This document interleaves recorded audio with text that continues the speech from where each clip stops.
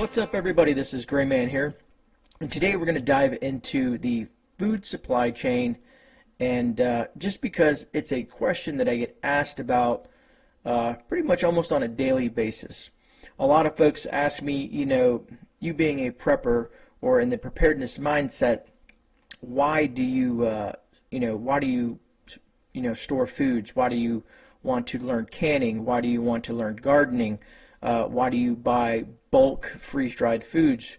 Why do you do the things that I do? And there's a lot of folks out there that will say that, we're overreacting, that, the food supply chain is fine, and so on and so forth. And then I give them my reasons why I don't feel the same way. So I'm kind of going to do that here, if that makes sense to you folks, is what I've discussed with others and why I feel that it's pertinent for you, the public, the subscribers that watch my content or people that may come across this video, to, stock food. And I know some folks can't do it. You just can't go out and spend $5,000 on food or freeze-dried foods or whatever the case you may be doing. But over time, buying things that are on sale, whenever you have the opportunity to choose, to bulk up your prepper pantry, as I like to call it. So let's kind of dive into this, and I'm going to use some articles in this to kind of show you why I think our food supply and supply chain in general is very vulnerable, and if anything goes sideways, folks will starve. And to me, food and water are staples of life, and this is why I'm doing this video today. All right, so let's kind of dive into, and I'm going to, like I said, throw some things up as I'm talking here, but let me see here. I know I have it. What am I looking for? I want to show you guys the food supply, kind of like the food supply chain chart. All right, so I'm going to go ahead and put this up here on the screen and then kind of break it down a little bit and see where the issues that we're having and how it's creating, from my perspective, food shortages. And maybe I'm wrong. Again, this is open to my speculation and my observation of what I see is going on. So, you guys are almost always welcome to put down in the comments how you feel, and we can have a conversation. So up here on the screen, as you see, it says things start from the farmer, and then it goes to the processor, the distributor, the retailer, and then us as the consumer. So basically that is the life cycle from where food is born, from the seeds and the people that grow it, and let's say meats and stuff like that, where the food, be it vegetables or meats or whatever, are processed. Then you have the distribution of this stuff, and then when you go and buy it at a retailer, and then us, the consumer, that consume this food. And the reason I wanted to show that is to kind of give you guys an idea of how it comes full circle. At least how I feel it does, you know what I mean? But yeah, so let's start out with some of the things that are going on in the world today. And a lot of you guys may be familiar with this, hopefully. Some folks are not. When I talked about certain topics like this, they're like, they get a little lost. And they're like, well, what do you mean? Where's that happening at? Well, hopefully they'll watch this video and they'll kind of get the gist of it. So let's first talk about droughts. We've seen a lot of nasty droughts. We're in a current massive drought situation as of this year, and I think even last year there was some drought issues, but not as they call it. Like I said, a lot of other channels have touched on this mega drought, even myself. So let me go ahead and throw this up real quick. Here it says this was on June 1st. It says Joel Del Bosque is leaving a third of his 2,000-acre farm near Fireball, California, unseeded this year due to extreme drought, yet hopes to access enough water to produce marketable melon crops, which, as you guys know, the water's been cut off out there out west.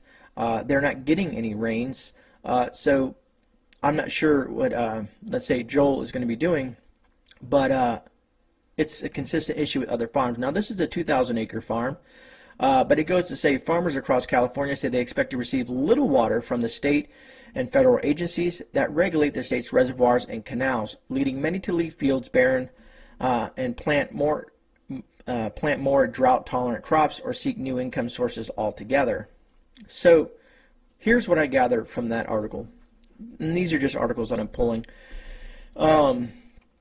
He's going to try to plant something else on his farm, but they're going to still need water. But he's not planting what he normally plants. Second, down there in that bottom part of the article, it stated that some farmers are seeking other forms of income or other means of supporting their families. So they may not be farmers no more. So we're probably losing farmers. So then it's going to become commercialized. And you guys know, I don't have to really get into this, but some of these big wigs that are out there buying farmland for whatever purposes there need be, they're pushing farmers out. Now I'm going to be doing a video on the Great Depression and how it relates to what we're headed. I've just been doing about a week's worth of studying on the Great Depression and all the things that are happening now, but that's another video. But that being said, so like I said, on the supply chain, on the initial thing that I showed you, farmers are being affected by the drought and all kinds of other issues there with water and so on and so forth. So, all right, so right at the beginning, our food supply chain is being hit directly. Okay, I'm trying to say things as simply as possible so folks can understand it. Not saying anybody's dumb or anything like that, but I'm just trying to make it simplified so I don't want to try to overcomplicate things, I guess you can say. All right, so then you go to places that process the foods, mills and factories and all that stuff like that. Well, as we all know, there's all kinds of things going on, and I'm looking for what I want to show you folks. There's a few things, and specifically the main issue is this huge employee shortage that we're having. If you do not have enough employees, if you have a skeleton crew running these plants to process foods, that means less food is getting processed, less food is being produced.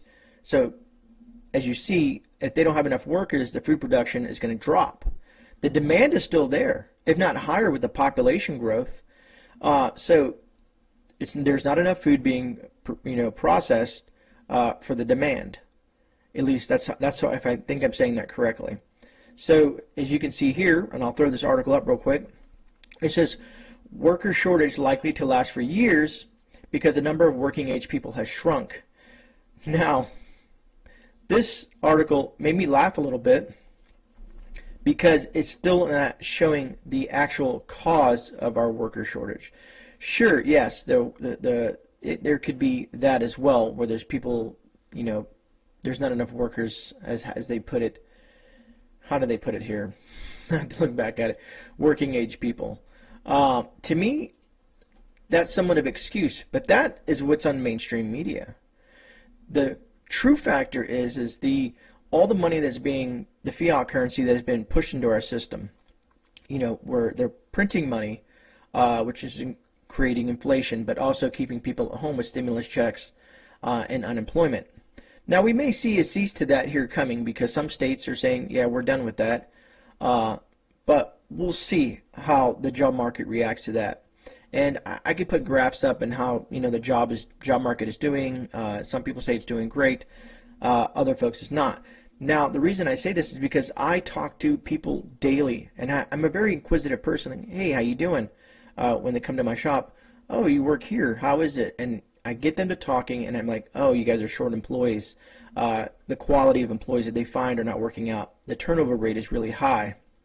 So, again, some of these jobs are not easy. And there's a lot of the younger crowd that, and I'm not saying you specifically, I'm just saying in general, that are not wanting to put in that hard work like their predecessors.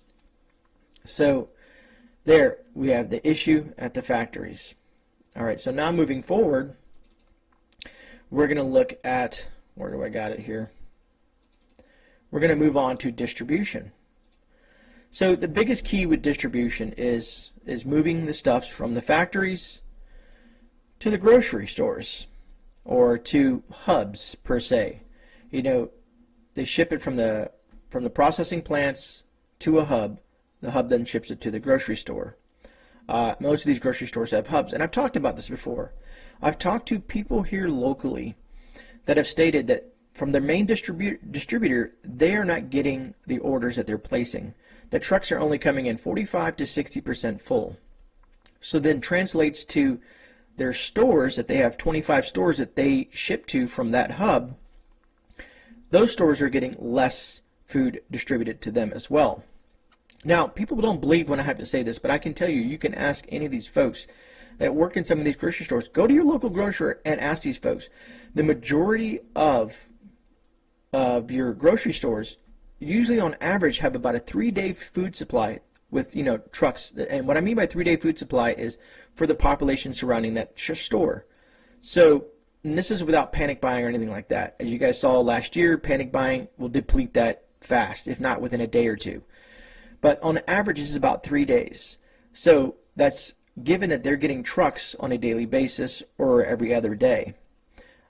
So if the trucks aren't coming in full and that starts shorting in any other disruption in the supply chain, and they don't get their shipments for 3 or 4 days, what are you going to go there and shop? What are you going to go there and buy if there's nothing? A lot of you folks have submitted pictures on your Instagrams, on your stories, and other forms of social media of blank shelves or half-stock shelves.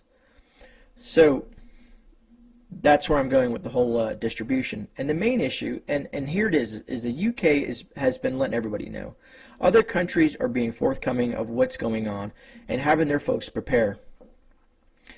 And where do I got it here? I know I got it here somewhere. So let me throw up this article real quick. So as you guys can see here, and a lot of you folks know this, it says a worsening shortage of truck drivers is raising concerns among California farmers that unless a solution emerges soon, there might be not enough hauling capacity to bring this year's harvest to market. California Trucking Association said initial indications suggest the shortfall could be as high as 30% because of confluence of factors including an aging workforce and some drivers possibly choosing to collect unemployment benefits rather than return to work during the health crisis. Although the driver shortage has affected many industries for years now, farmers already wrestling with congestion of South Carolina, California ports say the situation threatens to drive up food prices as produce sits in the field for too long. So I wanted to say that there, you know, they're talking about the trucker shortage. They're talking about the workforce. They're talking about food sitting too long where they rot or go bad and then they have to get rid of them. Now that being said, the UK has been on top of this, and I'll throw up an article real quick here. It says, as you can see, food shortages is now inevitable due to labor crisis, industry warns. Now this is dated June 18th, 2021, and also, let me see here, where do I got it at? I thought I had a second one about that. But yeah, so anyways, the UK is letting folks know due to, you know, not enough drivers, due to the workforce, again, a food shortage is inevitable. How come we are not seeing that here on mainstream media and our news networks? How come they are not warning us and getting citizens on board like, hey, maybe here the only thing I can think of is that they don't want to, you know, install fear or panic, which I can understand, because just like with the whole gas shortage, the pipeline attack, which we'll jump into here in a minute, they you know, people went out and started doing crazy stuff, buying, you know, they were buying so much gas and putting them in containers that were unsafe, and they were running the pumps dry. If they would have waited out a few days or been someone who's in a prepared mindset, they would have never had to go by keeping your vehicles fueled and you know, by having spare gas on hand. So most people wouldn't have been affected by that if they were more in the preparedness mindset, if you get what I'm saying. But anyways, you guys kind of get where I'm going with some of that stuff. And so let's go into another thing, you know. Let's go into the things that we've seen in the market, and people have done this, is the cyber attacks. People have noticed that cyber attacks are starting to become more increasingly. I did a little thing on Thursday about cyber attacks and the history of cyber attacks, but every day it seems to be another. And I think Jason over the Angry Prepper might have discussed this one here. And the reason I was going to discuss it yesterday on my Sunday thing, but I decided I didn't want to do anything negative on Sunday because it's the 4th of July and our independence. But let me go ahead and throw up this article real quick. And it states here, it says, latest ransomware attack appears to hit hundreds of American businesses. So the U.S. Cybersecurity Agency said it's investigating an attack after the incident at the Miami-based IT firm Kaseya, however you say that, K-A-S-E-Y-A, Kaseya. And this was brought to my attention a few days prior because of, you know, I'm in Florida, so it was, you know, posted to one of my boards. But it says 100 of American businesses have been hit by ransomware attacks ahead of the 4th of July holiday weekend, according to cybersecurity company Huntress Labs. Huntress Labs said on Friday that 200 American businesses were hit after an incident at the Miami-based IT firm Kaseya. Hopefully I'm saying that right, potentially making it the latest line of hacks destabilizing U.S. companies. Now, I don't really need to go deeper into the article, except down there at the bottom it says Hammond added, because Kaseya is plugged into everything from large enterprises to small companies. It has the potential to spread to any size or scale of business. So you could be a small business, you could be a mom and pop shop, or you could be a large chain. So that's another thing that's hurting our supply chain and the food industry. You guys saw with the whole JLB, JBL, whatever the meat thing that happened a while back, and their whole system that got hacked.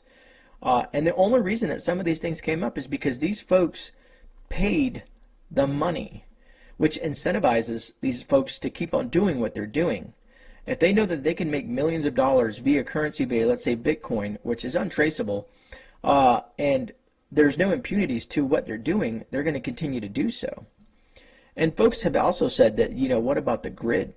If they ever attack the grid, it's going to be a true SHTF situation.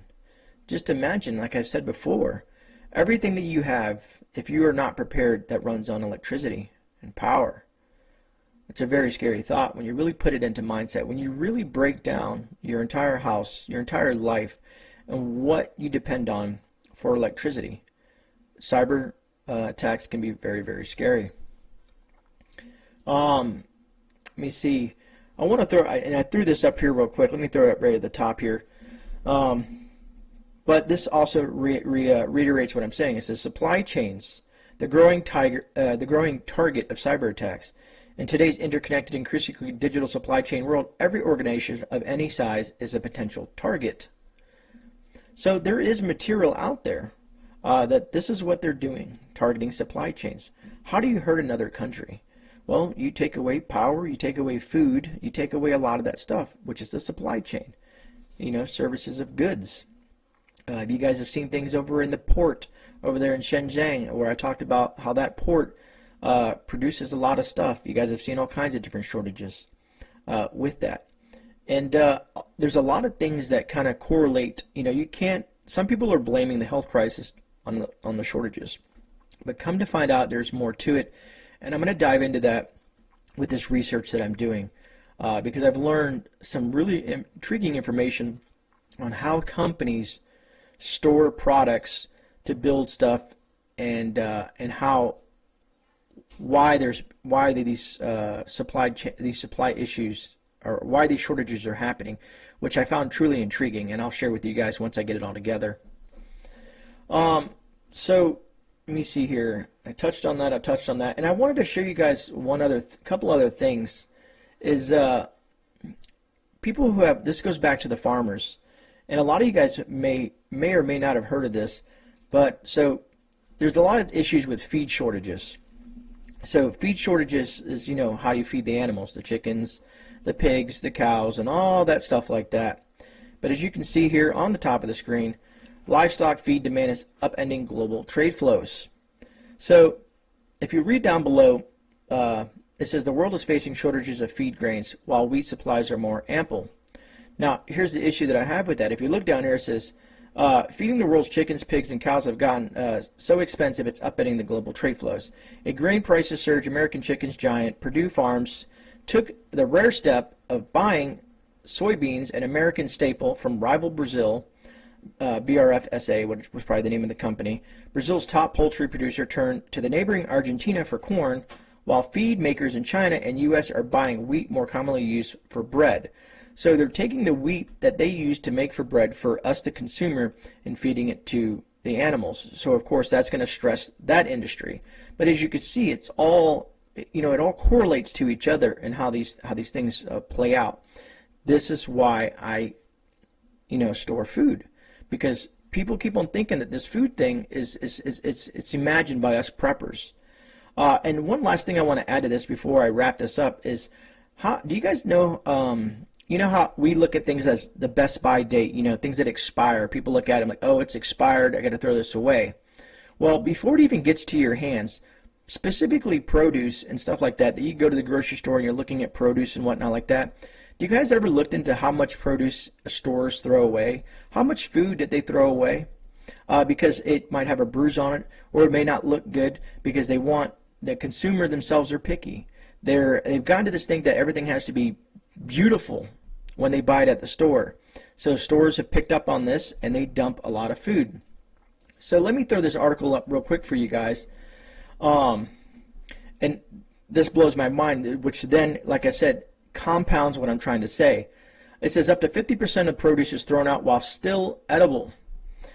That's a staggering statistic, considering 23.5 million Americans lack access to fresh produce, either due to high prices or because there's no grocery store in their neighborhood. Unfortunately, this food waste is due to consumers' often picky preferences. Stores toss ugly produce before it hits the shelves because they fear people won't buy something that's not shiny or perfectly shaped. For the same reason, stores ditch fruits that pick up a slight bruising from sitting on the bottom of the display. These items are perfectly good to eat, but stores don't trust consumers to believe it. So and there's a site that you can go to and look at. There's like millions and millions of pounds, and it breaks down like the big box stores like Walmart and Target and all that stuff, and how much food they waste and how much they throw away. So when you compound all that together, it's metric tons of food that get thrown away that's still edible by these places because the consumers are picky. Now let me ask you this question. If they're starving and things go south, how picky will they be then? Anyways, folks, so that's my whole run on the food shortages. I get this question asked a lot, and some people just don't believe it. I've showed you every aspect that I can think of to kind of show you why, me personally, and why a lot of folks out there who are in the preparedness mindset store food, and why we prepare, and why we talk a lot about food shortages. A lot of people don't think they're real, but here, like you said, the UK and other countries have stated food shortages are on the horizon moving forward. So please, if you take any value out of this video, give it a thumbs up. If you're not subscribed, please subscribe, because I hope that you find value in the content that I'm producing here, and spread this word. That's the whole goal behind the channel, is to get people prepared for worst case scenarios for you and your family and all your loved ones. The more prepared you are, the more secure you are in any situation, be it natural disasters or full-on shift. And if you guys don't know what shift means, I think a lot of you guys know by now, right? But it stands for, poop hits the fan. I'm trying to be family friendly here, so you guys kind of get what I'm saying. Anyways, that about wraps it up for my whole spiel on the food shortage, and hopefully that'll answer a lot of the questions that I've been asked over the last month or so through emails, through people that I've had contact with, so new people coming to the channel and people that come across this video. Other than that, I will see you guys tomorrow at 11 a.m. I'll be with Mark with Rolling Homestead. We'll be doing a live stream tomorrow, and then tomorrow night at 9 p.m. Eastern Standard Time, it'll be me and Bear Independent on that interview format, live streaming at 9 p.m. Eastern Standard Time. So spread the word. Check us out. It'll be a fun, and it's always good to have folks to chat with. All right, this is GreyMan. I'm out. I'll see you guys in a rebound. God bless.